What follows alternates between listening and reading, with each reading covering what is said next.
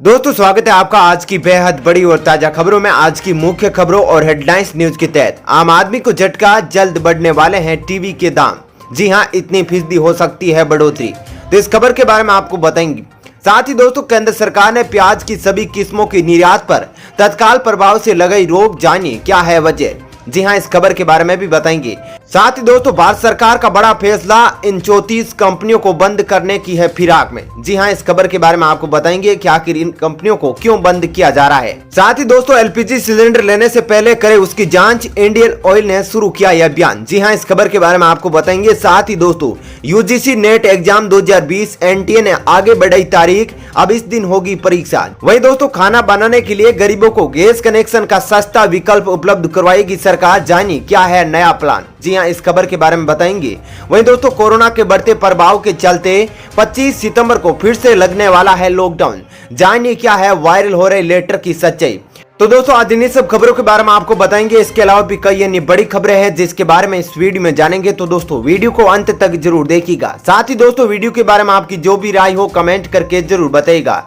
साथ ही दोस्तों वीडियो में आगे बढ़ने से पहले आपसे एक छोटी सी विनती है कि इस वीडियो को लाइक और शेयर जरूर कीजिए। साथ ही साथ ये भी जरूर बताइए कि क्या लॉकडाउन एक बार फिर से देश में लग सकता है या नहीं, या लॉकडाउन लगाना चाहिए या नहीं, आपका क्या विचार है कमेंट बॉक्स में जरूर बताइएगा। तो चलिए दोस्तों बिना देरी के फटाफट से जानते हैं आज की सभी बड़ी खबरों को। पहली खबर, आम आदमी को झटका, जल्द बढ़ने वाली है टीवी की कीमतें, इतने फीसदी हो सकती है बढ़ोतरी। जी हां दोस्तों, टेलीविजन की कीमतें अक्टूबर से बढ़ सकती है क्योंकि जो पिछले साल ओपन सेल पैनल पर 5% आयात शुल्क रियायती दर दी गई थी, वे इस महीने के अंत तक समाप्त हो रही है। टेलीविजन उद्योग पहले से ही दबाव में है क्योंकि पूरी तरह से निर्मित पैनलों यानी टीवी बनाने में एक प्रमुख घटक है कि कीमतों में 50% से अधिक बढ़ गया है। वहीं टीवी कंपनियों ने टीओआई से कहा है कि उनके पास दाम बढ़ाने के अलावा कोई और विकल्प नहीं है क्योंकि अतिरिक्त लागत वे वहन करेंगे यदि शुल्क रियायत 30 सितंबर से आगे नहीं बढ़ाई जाती है। इनमें एलजी, पैनासोनिक, थॉमसन, सेंसुई जैसे ब्रांड शामिल है जो कहते हैं कि टीवी कीमतें लगभग 4% या यूं कहे कि 32 इंच के टेलीविजन के लिए न्यूनतम 600 रुपए और 42 इंच के लिए 1200 से 1500 रुपए तक बढ़ जाएंगे। वहीं बड़ी स्क्रीन वालों के लिए और भी अधिक कीमत बढ़ाई जाएगी। चलिए दोस्तों जानते हैं अगली खबर। केंद्र सरकार ने प्याज की सभी किस्मों की निर्यात पर तत्काल प्रभाव से लगाई रोक, जानिए क्या है वजह। जी दोस्तों केंद्र सरकार ने प्याज की सभी किस्मों की निर्यात पर तत्काल प्रभाव से रोक लगा दी है। विदेश व्यापार महानिदेशालय इस संबंध में सोमवार को अधिसूचना जारी कर सकता है। इसमें कहा गया है कि प्याज की सभी किस्मों की निर्यात को तत्काल प्रभाव से प्रतिबंधित किया जाता है। इस फैसले का उद्देश्य घरेलू बाजार में प्याज की उपलब्धता बढ़ाना और कीमतों को काबू में रखना है। बता दें कि भारत से प्याज बांग्लादेश, मलेशिया, यूएई और श्रीलंका के लिए निर्यात किया जाता है। बताया जा रहा है कि थोक मंडियों में 8 अगस्त से ही प्याज की कीमतों में धीरे धीरे तेजी देखी जा रही है। चलिए दोस्तों अब जानते हैं अगली खबर। स्कूटर्स इंडिया समेत 6 सरकारी कंपनियों पर ताला लगाने की तैयारी, इस कतार में कुल 34 कंपनियां। दोस्तों केंद्र सरकार स्कूटर्स इंडिया समेत 6 सरकारी कंपनियों को बंद करने पर विचार कर रही है।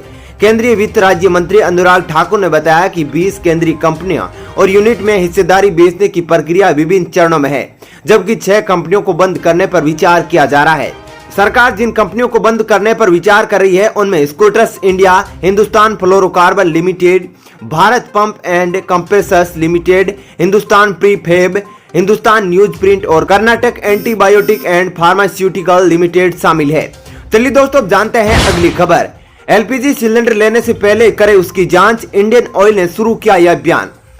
जी हां दोस्तों, रसोई गैस का रिफिल सिलेंडर लेने से पहले उसके वजन और रिसाव की जांच के अपने अधिकारों के बारे में उपभोक्ताओं को जागरूक करने के लिए इंडियन ऑयल ने दिल्ली में एक अभियान शुरू किया है।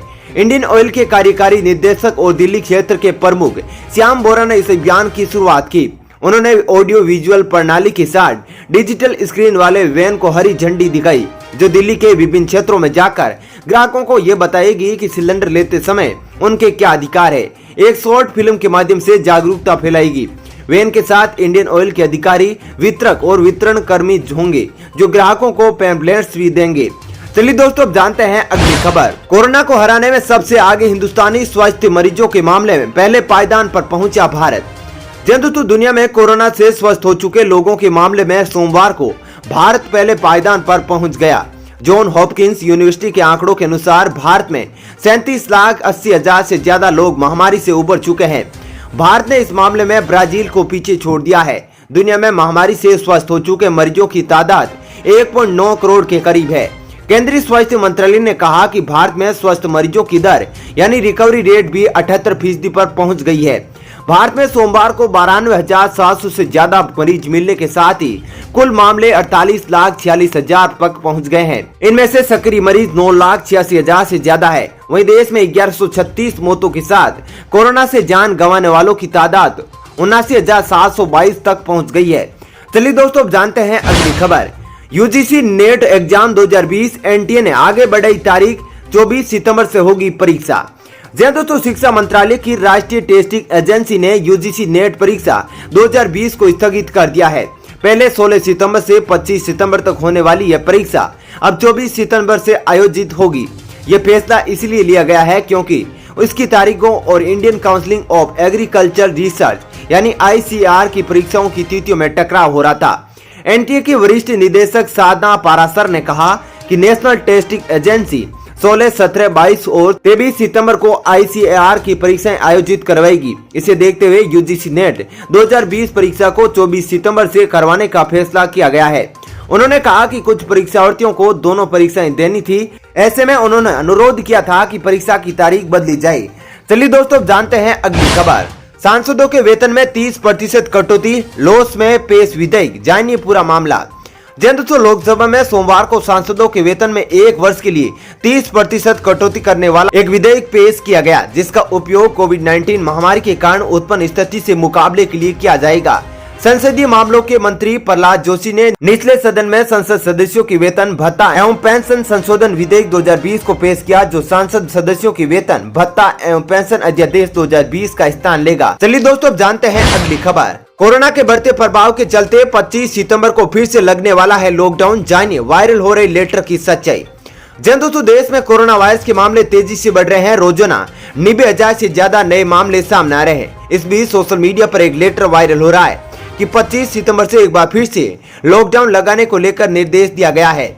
इसको लेकर केंद्र सरकार ने फैक्ट चेक करते हुए सही जानकारी दी।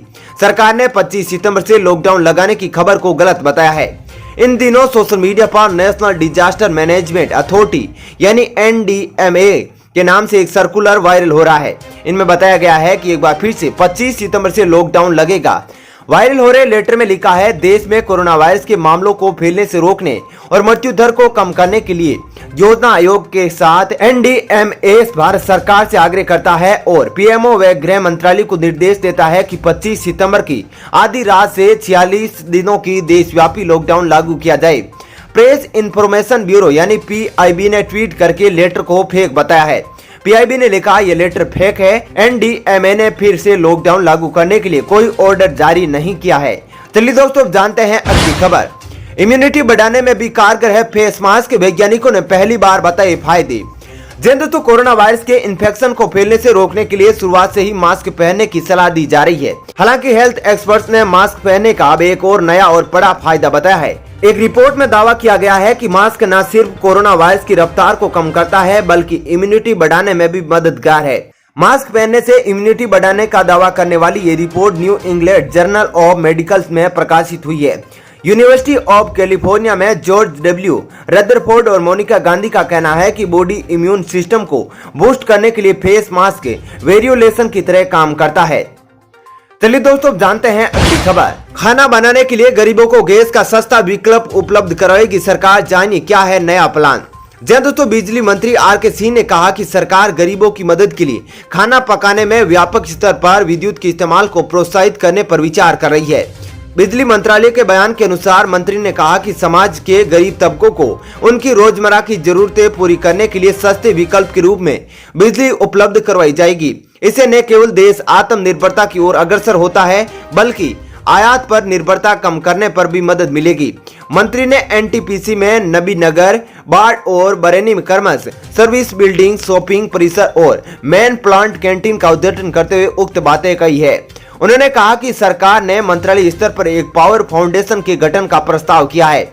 इसके लक्ष्य में खाना पकाने के काम में सिर्फ विद्युत का उपयोग किया जाना शामिल है। इससे न केवल हमारी अर्थव्यवस्था आत्मनिर्भर होगी बल्कि आयात पर निर्भरता कम करने में मदद मिलेगी। सिंह ने कहा कि हमारी सरकार गरीबों के कल्याण के लिए कार्यरत है और ये कदम समाज के गरीब वर्ग को खाना पकाने के लिए सबसे सस्ते विकल्प उपलब्ध करवाएगा। दोस्तों फिलहाल इस वीडियो में इतना ही। ऐसी ही खबरें देखते रहने के लिए आप हमारे चैनल को सब्सक्राइब जरूर कीजिएगा।